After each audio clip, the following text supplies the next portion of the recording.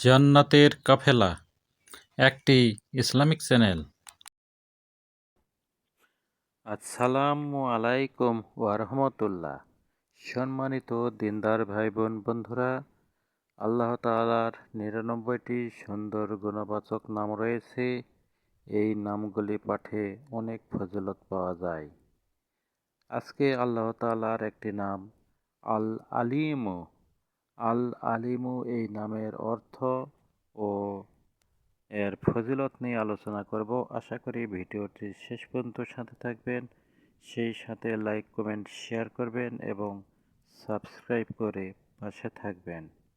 আল্লাহ তাআলার এই নাম আল আলিমু এর অর্থ হলো অসীম জ্ঞানের অধিকারী।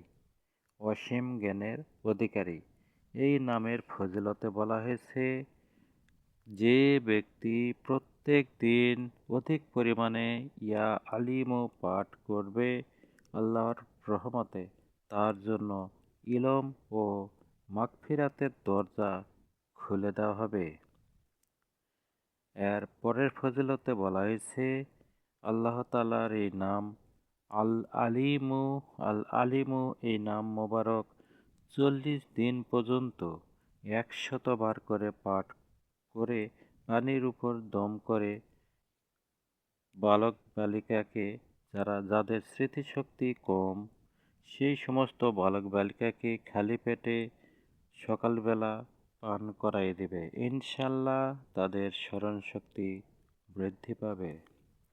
এর পরের ফজিলতে বলা হয়েছে, যদি কোনো কাজের ফলাফল বা ভালো মন্দ জানতে ইচ্ছা হয়, তাহলে বৃহস্পতিবার রাতে এশার নামাজের পর কিবলামুখী হয়ে সিজদা করে ১০০ বার ইয়া আলিমও পাঠ করবেন। অর্থাৎ সিজদায় গিয়ে ১০০ বার আল্লাহ তাআলার এই নামটি আল আলিমু বা ইয়া আলিমু পাঠ করবে। এরপর কাজের ভালো মন্দ জানার জন্য আল্লাহর দরবারে দোয়া করে চুপ করে শুয়ে থাকবেন। আল্লাহর রহমতে ভালো মন্দ জানতে পারবেন। আপনার কাজ ভালো হবে না মন্দ হবে সে সম্পর্কে জানতে পারবেন। একদিনে ফল যদি পাওয়া না যায়, তাহলে এই আমলটি একাধারে ৩ দিন পর্যন্ত করলে ইনশাল্লাহ ফল পাওয়া যাবে। এছাড়া অপর এক ফজিলতে বলা হয়েছে, যে ব্যক্তি প্রত্যেক